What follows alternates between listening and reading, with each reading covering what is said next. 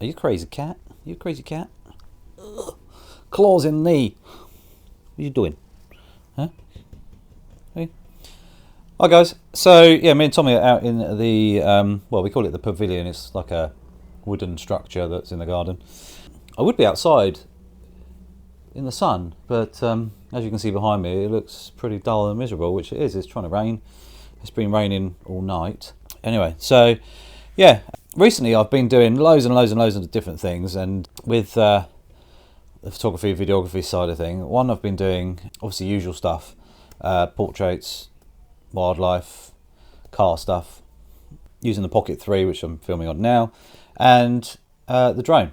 So Mini 3 Pro's been up and about doing stuff. I've also been doing estate agent work, so filming with a guy called Frank, and doing his walkthroughs of the houses that he has for sale. So that's really quite cool. I quite enjoy that. It's quite good fun. Me and him sort of bounce off each other with ideas and things like that. And you see the outtakes are quite funny. The odd mistake here or there, or he'll mess up his words and I'll mess up where I'm supposed to be filming, and then retake, another go. But that's just life. We're trying to get it done well. But yeah, anyway, today is the day of an unboxing. So I thought I'd upgrade something. So where I've been doing more things recently, I thought, you know what, it's a worthwhile investment, and it's got more features than the previous version. So I thought, you know what, let's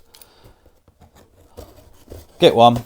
It's a bit like the Sony A1. For me, the Sony A1 is pretty much perfect for what I need. It does so much, so well. You buy the right piece of equipment for what you need at the end of the day. And where I do a lot of stills with a lot of different types of photography, so everything from macro, wildlife, portraits, studio, sport, motorsport, all those different things. The A1 for me is kind of the perfect camera for what I need. So hence why I bought that. And I've had different drones over the years, and I've got the Mini 3 Pro at the moment. So I've gone for the Mini 4 Pro. And you're probably saying, is it really worth it? And there's a few things which I'll show you in a second that are the worthwhile upgrade. Like I say, I'm using it more. I'm a bit of a safe flyer, and I think for a lot of people, flying these things can be a little bit worrying. And it can. I could have just pulled the tab there. Oh no, that's on the underneath of the plastic. Nothing more satisfying than that, is there? I'm quite a safe flyer. I've never ever crashed the Mini 3 Pro ever. Not even landed it badly or anything like that, and never hit anything. So that shows I'm quite conscientious of what I'm doing. I'm utilising the sensors as much as I can, and it's one of those things. The only thing that the Mini 3 Pro doesn't have, 360 degree sensors. And obviously I bought that when it came out because I had the Air 2 before, DJI Air 2. And that was brilliant. Absolutely amazing. Then they changed all the rules and regs and everything like that. And I thought, I might as well get rid of it before I lose too much money on it, because it was a legacy drone, I think it was. They classed it as. So I thought, get rid of it, get my money back on it before I lose too much money on it and everything. And a farmer in Ireland bought it. He offered me on eBay, and I didn't lose very much money really. Got more than half back for it, and it had done quite a few hundred kilometres in flying. The Air 2 was amazing. I mean, obviously it's a bit bigger than the Mini 3 and Mini 4, but it had certain features that I really liked. And one, I think it could do 240 frames a second, in HD. And I love a bit of slow motion. So, can't see the box there, can you? So it was a case of, do they bring anything out? And I sold it. And literally about a few months later, they brought the Mini 3 Pro out. And I thought, oh my God, game changer. It's got the sensors, it's this, that and the other. And to us, it's been fantastic. I've gone for the Fly More kit, as always. It's well worth it. You get the bag, you get your RC2 controller. So the difference between the previous Mini 3 Pro is the RC controller itself. It was a little bit limited on range. Not that I've flown it. Like I say, I'm a bit of a cautious flyer anyway, and I won't really ever fly it more than about 600 meters away. So generally, that's going to be absolutely fine. But at the same time, you can, lose signal a little bit. I've never lost it. I've never actually ever had to use the fly home thing, unless I've been bored and I just thought I'll just test it and make sure it works. So anyway, here we go. Let's just lower that down a bit. That's everything there. So just going to have a look at stuff. I know what's in the box, at the end of the day. But for other people out there who are thinking about maybe buying one of these, or just looking at what there is here, and the reason why it's 979 quid, I think. Tommy's not interested, obviously. But yeah, we've got the controller. So the difference between the controller is that it's got antennae outside now. Or antennae. So it's got them on the outside of the thing now, so it does have a better range. Another, apparently, up to 20 kilometers of range. The actual controller, I love using these. The first version I've got, it just makes it so much better to fly. So if you are looking into drones, it's worth the extra money. If you can afford it, just buy the drone with the extra controller that's got a screen built in. You don't have to piss around with your phone and all that sort of stuff. It used to be bloody annoying trying to clip, especially if you had a different phone that was too big for the controller mount and everything. And you're just like, oh my word. And by the time you've done that, I've already, with this, you literally turn it on, it's got satellites and everything's off the ground. And with the Mini 3 Pro, for example, if you bring it into land, swap a battery, you're back in the air within 10 seconds of plugging it and turning it back on again. It's absolutely fantastic. So yeah, that's the difference between the newer controller. It's got the antennae that pop out, which is great. But it just gives it a bit more strength and less likely to give us any issues. You've got the multi-block charging block, which is fantastic because you can use it for. If I can get the bloody thing open. There we go. You can actually use it as a power bank. So if you're stuck out somewhere and you're not actually using the drone, you can actually plug in on the USB side here and actually discharge into your phone or the controller. You can charge the controller up via it, and stuff like that. So I've got 3 batteries. I've got one in the drone at the moment, and I've already got this with the Mini 3 Pro as well. So that's good. Right, onto the drone itself. I noticed already it's got something different about it. Apart from it's covered in stickers. You now have, by the looks of it, how does this even work?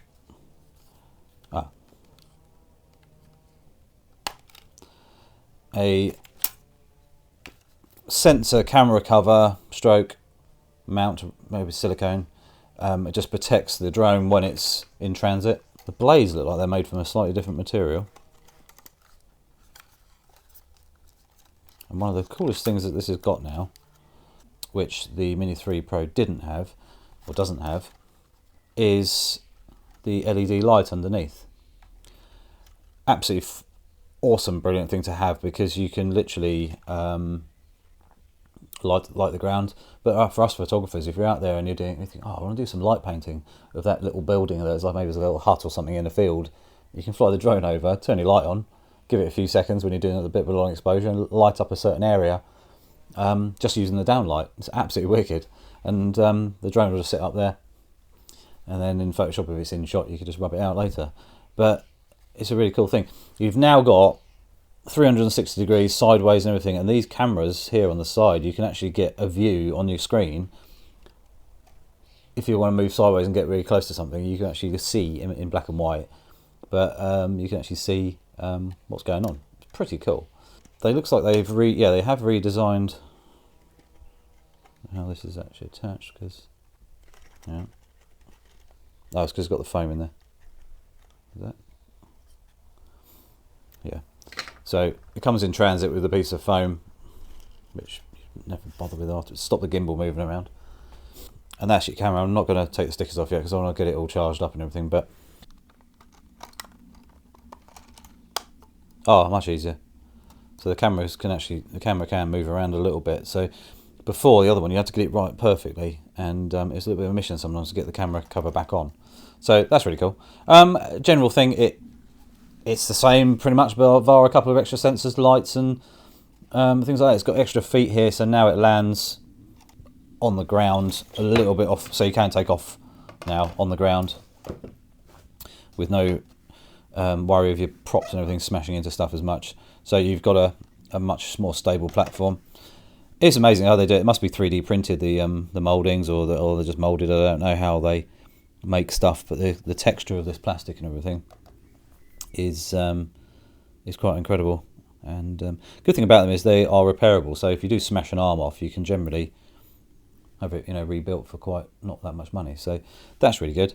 Right, so we've got the drone, and its cover. That's what it looks like. It's quite cool. You just have to get in the habit of actually putting that on.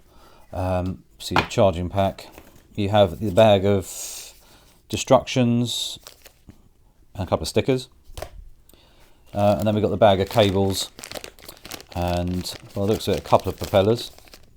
I imagine the propellers are the same on the Mini 3 as they are on the Mini 4.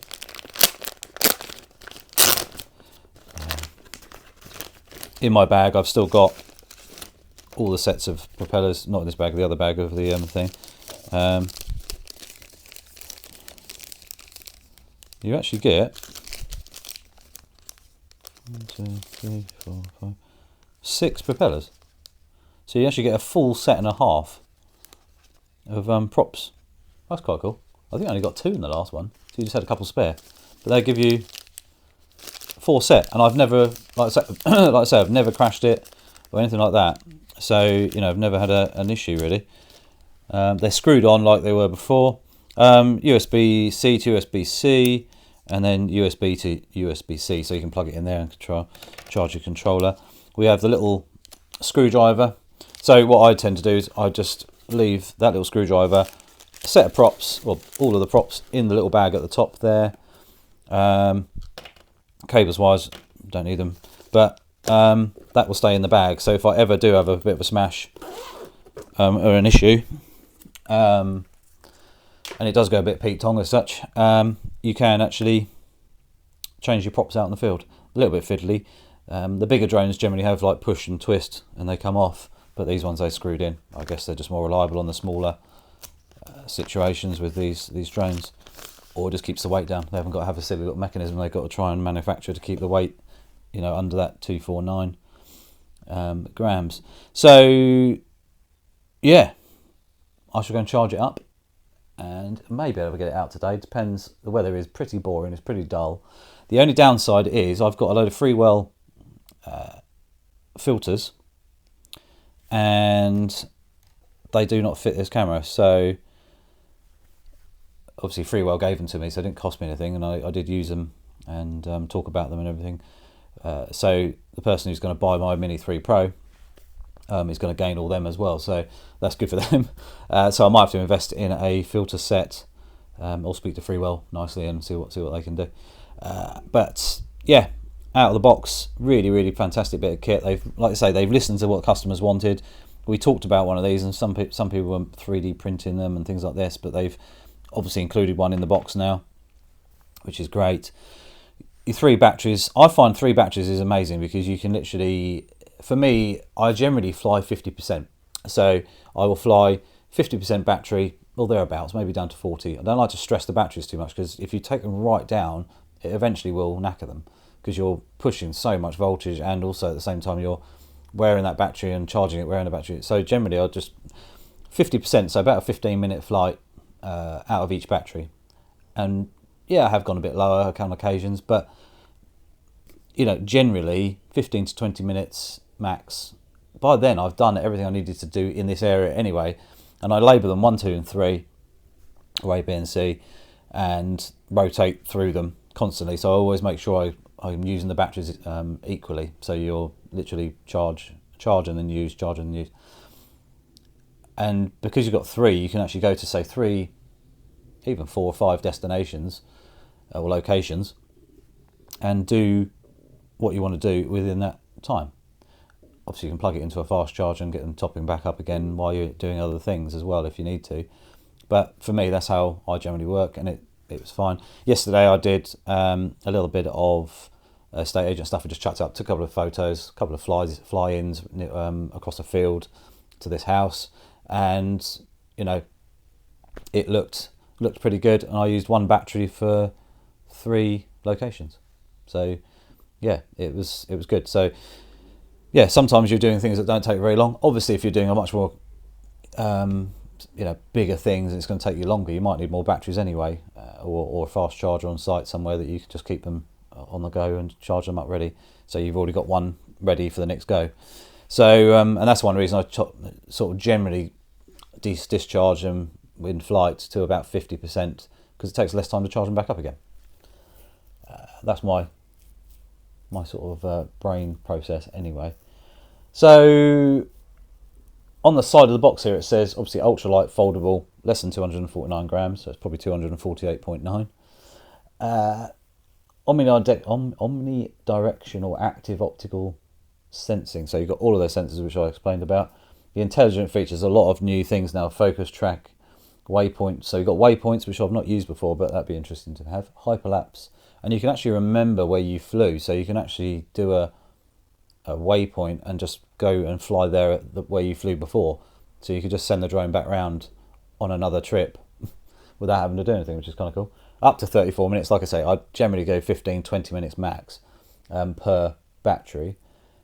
It's got flagship 20 kilometer video transmission, so where I'm flying 600, 800 meters, 900 meters, 1,000 meters max, like really pushing it across a field or something where I know there's nothing, that's my limit anyway. I wouldn't want to go any further, just because I don't need to. I'm not flying, doing particular things. So generally what I can see in front of me is what I'm looking at, and that's what I'm filming.